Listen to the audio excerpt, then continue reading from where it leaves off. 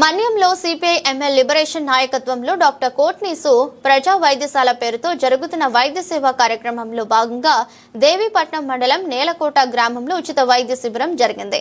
ఈ శిబిరంలో డాక్టర్ చినిబిల్లి ఆరోగ్య సూత్రాలు వివరించి చెప్పిన అనంతరం 164 మందిని పరీక్షించి ఉచితంగా మందులు పంపిణీ చేశారు.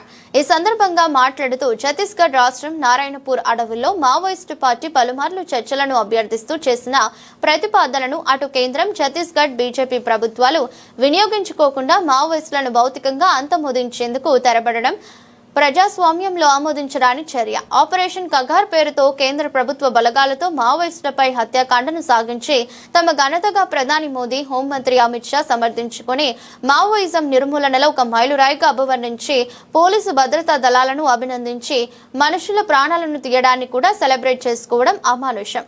ఇవన్నీ ఆపివేసి మావోయిస్టులతో చర్చలు జరపాలని, ఆదివాసీలను అడవుల నుండి వెళ్లగొట్టడం దారుణమని ప్రజాస్వామ్యవాదులంతా డిమాండ్ చేశారు.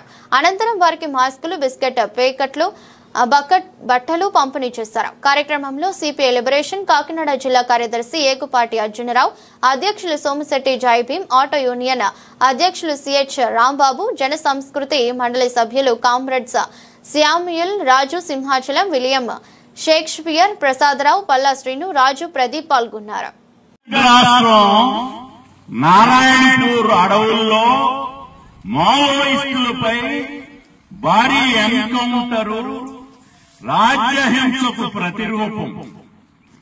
మావోయిస్టు పార్టీ పలుమార్లు చర్చలను అభ్యర్థిస్తూ చేసిన ప్రతిపాదనను అటు కేంద్రం, ఇటు ఛత్తీస్గఢ్ బీజేపీ ప్రభుత్వాలు వినిపించుకోకుండా మావోయిస్టులను భౌతికంగా అంతమొందించేందుకు తెగబడడం ప్రజాస్వామ్యంలో ఆమోదించరాని చర్య. ఆపరేషన్ కగార్ పేరుతో కేంద్ర ప్రభుత్వ బలగాలతో మావోయిస్టులపై హత్యాకాండను సాగించి అది తమ ఘనతగా ప్రధాని మోడీ, హోంమంత్రి అమిత్ షా సమర్థించుకొని మావోయిస్టుల నిర్మూలనలో ఒక మైలురాయిగా అభివర్ణించి పోలీసు భద్రతా దళాలను అభినందించి మనుషుల ప్రాణాలు తీయడాన్ని కూడా సెలబ్రేట్ చేసుకోవడం అమానుషం. అటవీ ప్రాంతంలో విలువైన ఖనిజ సంపదను స్వదేశీ, విదేశీ కార్పొరేట్లకు కట్టబెట్టే కుట్ర దాని వెనుక ఉన్నదని అందరికీ తెలిసిన విషయమే.